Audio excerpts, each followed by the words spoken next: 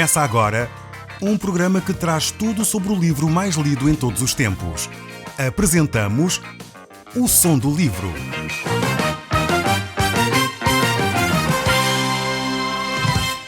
Seja muito bem-vindo. Neste podcast vai encontrar o livro mais conhecido e lido em todo o mundo. Vamos levá-lo numa viagem pela história da humanidade. Este é um audiolivro para si, para a sua família e sociedade em geral. Contextualização e comentários de Paulo Chaveiro. Nós estamos a continuar a olhar para o livro de Números, no capítulo 6. Nós parámos no último programa no verso 7. Nós estávamos a falar sobre o voto do Nazireu e nós falámos a respeito deste voto. Era um voto voluntário, não era um mandamento de Deus. Nós vimos que este voto poderia ser feito quer por um período de tempo ou para toda a vida. Nós encontramos na Bíblia referência a 2 nazireus que fizeram esse voto para toda a vida. Temos o livro de Juízes, Sansão, que mostrou na sua vida que de facto nem ele mesmo viveu muito bem este voto que ele havia feito no Velho Testamento, e vimos João Batista no Novo Testamento. De facto, ele foi o precursor de Jesus Cristo, este sim, um grande exemplo daqueles que viveram de uma forma separada e integral para Deus. Sabemos que o homem era então livre para tomar este voto ou não, quer por um período de tempo ou para toda a vida. Mas uma vez o voto feito, ele deveria ser cumprido fielmente. Os nazireus não podiam fazer certas coisas, ou melhor, eles observavam pelo menos 3 coisas na sua vida quando faziam esse voto. A primeira era que eles não deveriam beber bebidas fermentadas, vinho ou qualquer outra bebida alcoólica. Se, como nós podemos ver, o vinho na Bíblia é um símbolo de alegria, por um lado, nas Escrituras. E por isso, o nazireu deveria encontrar a sua alegria na sua relação com Deus, no seu serviço a Deus e em nada mais. Vimos também que a Bíblia não recomenda de forma alguma que a pessoa ande embriagada. É exatamente contrária a esse tipo de atitude. A Bíblia não condena o vinho, a Bíblia condena sim a embriaguez, seja de que espécie for. A pessoa não deve ter a sua mente toldada com qualquer substância, seja ela qual for. A pessoa deve poder encontrar em Deus o seu prazer, deve poder encontrar em Deus a paz de espírito, deve poder encontrar em Deus a alegria que permanece. Quando a pessoa busca em substâncias, sejam elas alcoólicas ou outras substâncias que toldam a mente, que adormecem a consciência, normalmente esse tempo deixa de fazer-se com paz e alegria e a pessoa passa a viver numa fase bem complicada. Ainda há poucos dias estava a falar com uma pessoa que tem vivido problemas de dependências. E ele dizia no início, de facto, a pessoa sente uma certa paz e alegria, mas depois entra num inferno. Um inferno que vai corroendo a alma e a pessoa muitas vezes não consegue sair dele.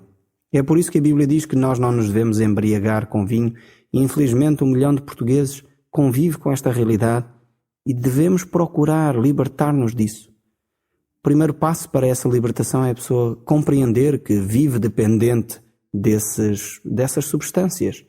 O segundo passo é a pessoa tomar a resolução que não vai mais tomar, seja qual for a bebida ou seja qual for a substância. No fundo, procura fazer um voto de nazireu, abandonando esse vício. E é exatamente aqui que Deus diz que aquele que fazia um voto de serviço a Deus deveria então abandonar a bebida alcoólica, seja ela qual for. Também essa pessoa deveria então não só ter a sua alegria em Deus, como diz as Escrituras, através do profeta e dos textos em Neemias, que a alegria do Senhor é a nossa força. Ou, como o apóstolo Paulo diz também, alegrai-vos sempre no Senhor. Outra vez vos digo, alegrai-vos. Esta deve ser a atitude daquele que faz um voto para se separar para o serviço de Deus. A segunda coisa que não era permitida a um nazireu era cortar o cabelo. E por que será que era dito este aspecto ao nazireu?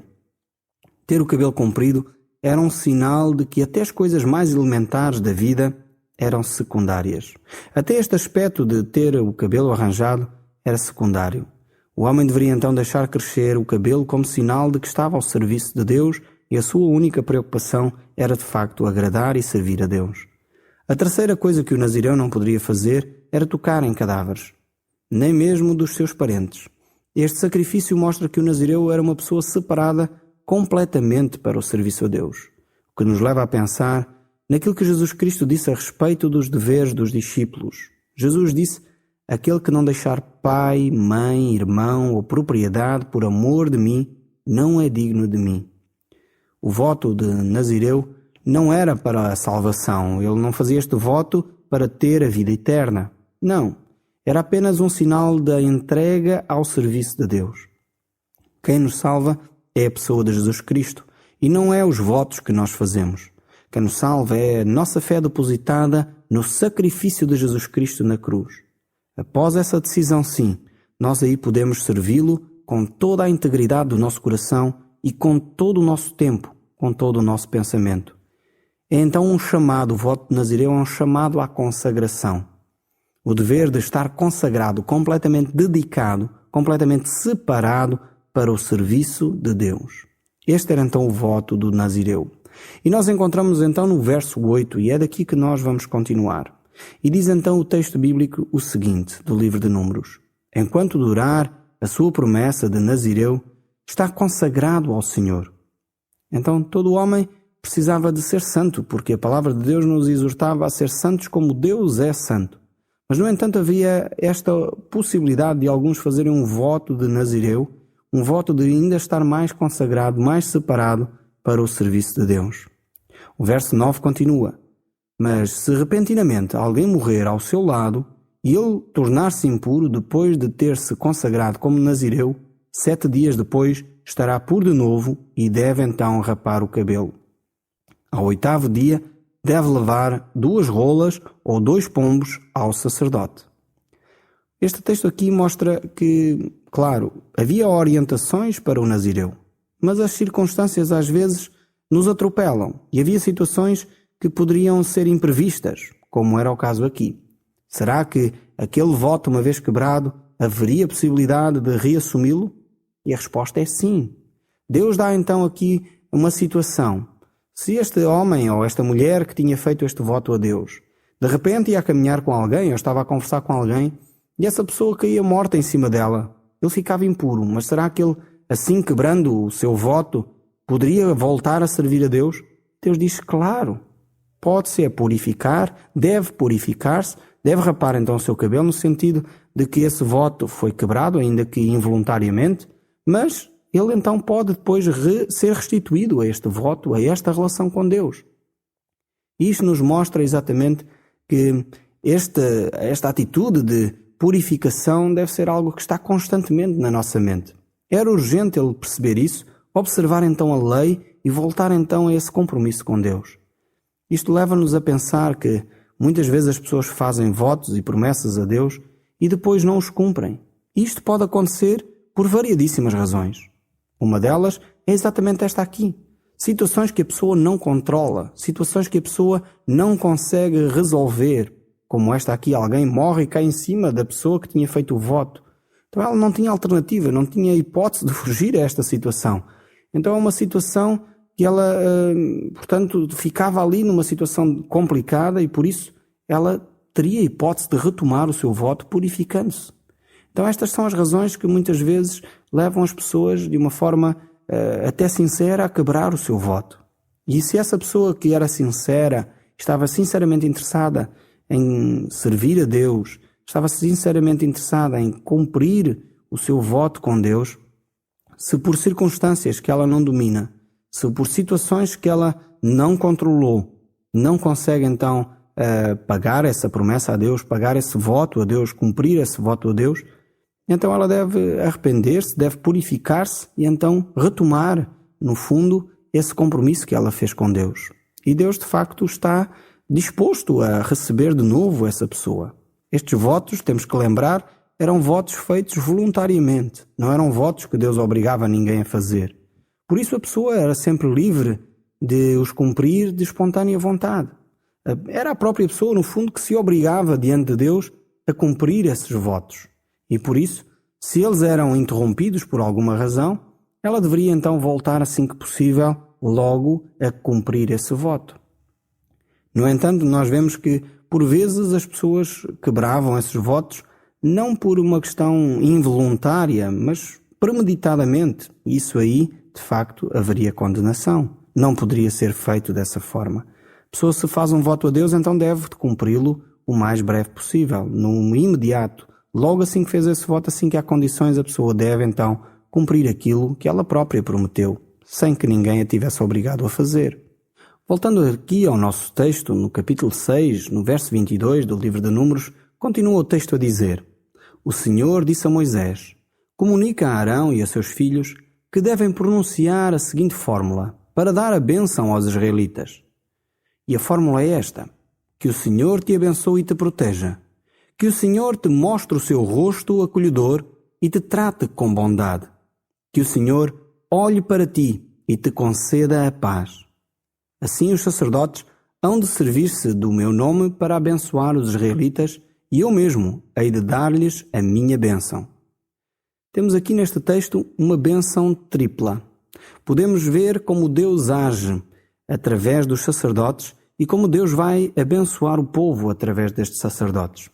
Esta bênção tripla, digo eu, começa da seguinte forma. O primeiro aspecto desta bênção é que o Senhor te abençoe e te proteja. Este primeiro aspecto fala acerca da Trindade de Deus e fala acerca do Deus Pai, este Senhor dos Senhores, este Deus Todo-Poderoso, que seja Ele a abençoar e a proteger a tua família, seja Ele a abençoar e a proteger a tua casa, seja Ele a abençoar e a proteger a tua própria pessoa que me estás a ouvir. O segundo aspecto desta bênção aqui de Deus é que este Senhor, que já vimos que é o Deus Pai, agora vamos ver que Deus fala através do seu Filho e diz que o Senhor te mostre o seu rosto acolhedor e te trate com bondade.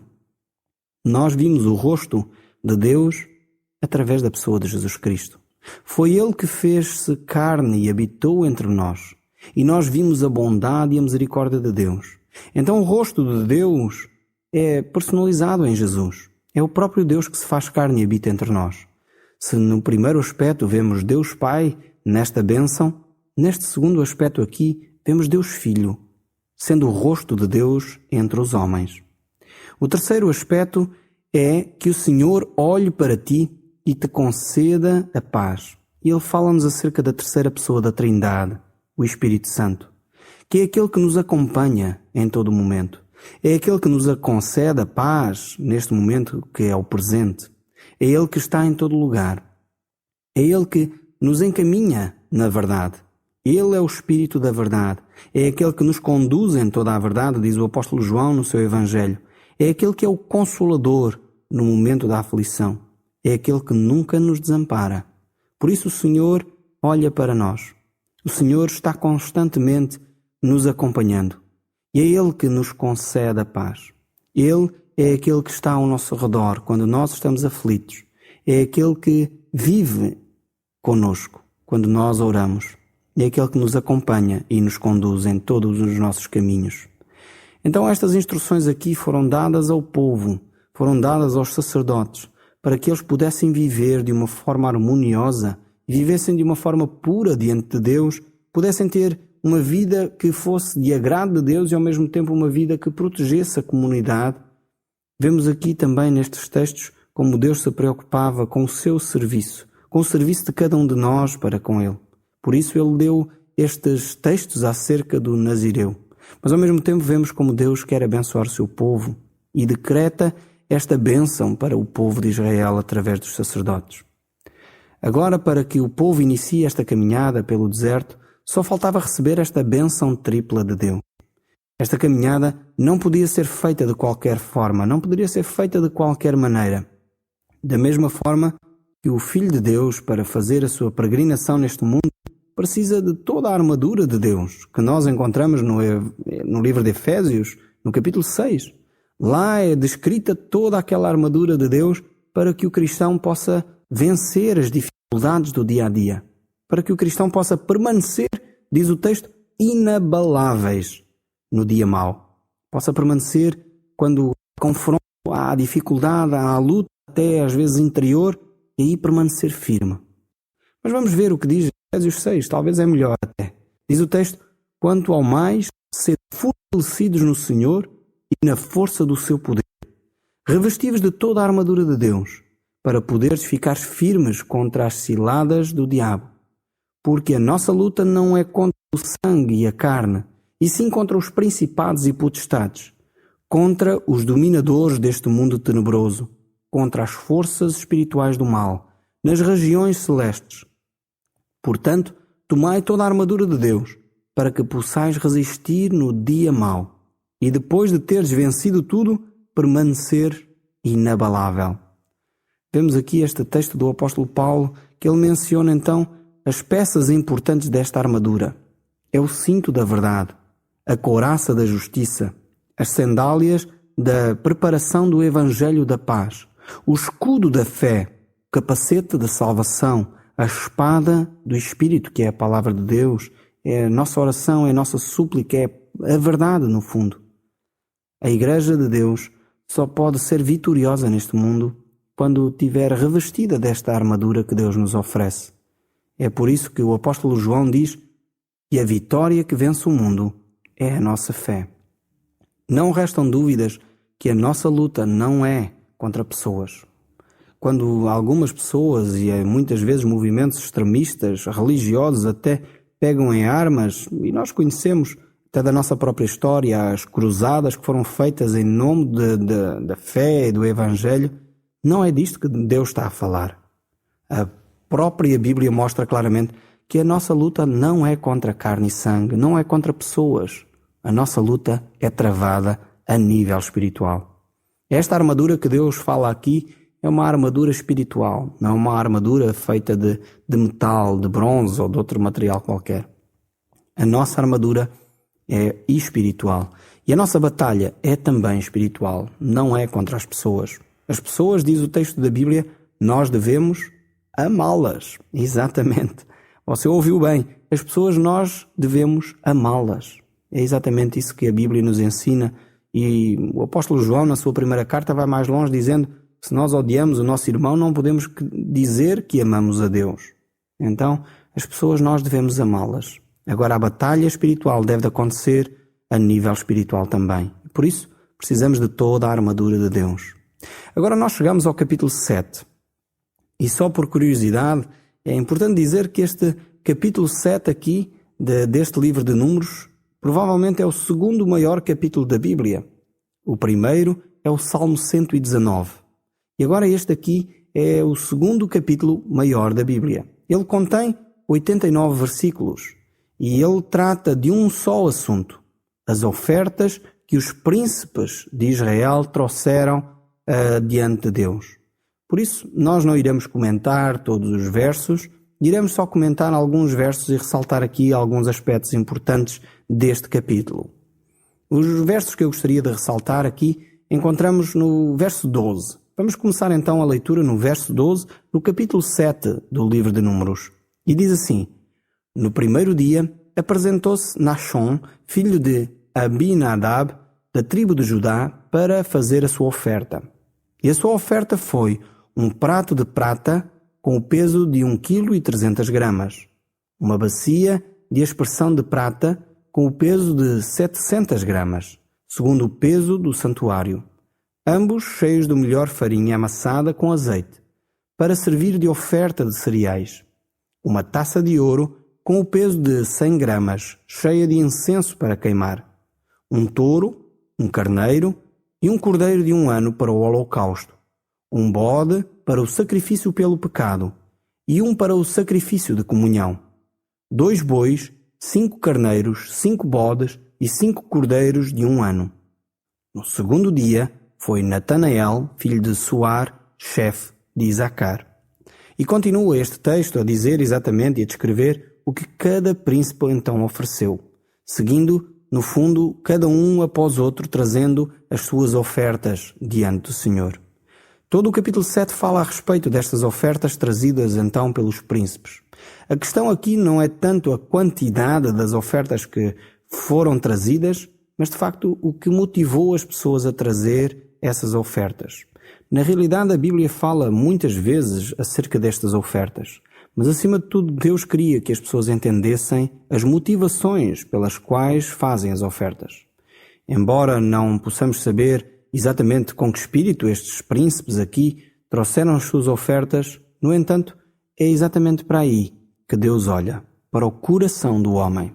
A forma como nós fazemos as nossas ofertas é extremamente importante. Não é tanto a quantidade das coisas. O importante é se as nossas ofertas são espontâneas, voluntárias, liberais, feitas com amor e gratidão no nosso coração. Se são de facto ofertas que têm algum valor para nós. Porque muitas vezes as pessoas, querendo, justificar a sua ação, dizem: ok, eu dou muito pouco, mas no fundo dou de coração. Se as coisas não significam nada para nós, provavelmente não foram dadas de coração. Aquilo que nós valorizamos é aquilo que sai do nosso coração de facto. Então, quando nós fazemos ofertas a Deus, devemos-la fazer com todo o nosso coração. É por isso que quando Jesus estava no templo a olhar aquilo que as pessoas contribuíam, ele olhou para a forma como as pessoas depositavam o seu dinheiro lá no espaço das ofertas. E Jesus disse que estas pessoas davam muito dinheiro, porque no fundo era o que lhes sobrava. Visto, no fundo, eles serem muito ricos, e aquilo que eles davam era as sobras, no fundo.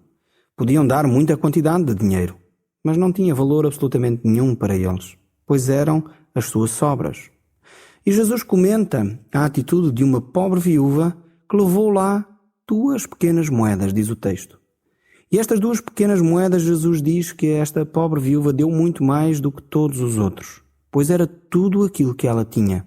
Era todo o seu sustento. E ela tinha dado tudo de coração a Deus.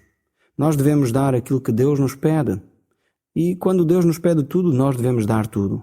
E essencialmente devemos fazê-lo de todo o coração. E devemos dar coisas que são significativas para nós. Porque essas coisas que são significativas para nós é que são de facto um ato de gratidão. Aquilo que nada nos custou, nós normalmente não valorizamos muito. Mas aquilo que nós oferecemos com sacrifício, com esforço, isso tem grande valor. E é exatamente isto que Deus olha. Olha para o nosso coração. Nós no próximo programa continuaremos a olhar para este livro de Números e a retirar lições para a nossa vida. O Som do Livro, uma produção da Rádio Transmundial de Portugal.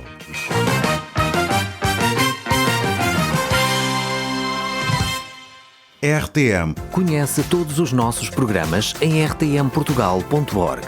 Uma produção da Rádio Transmundial de Portugal.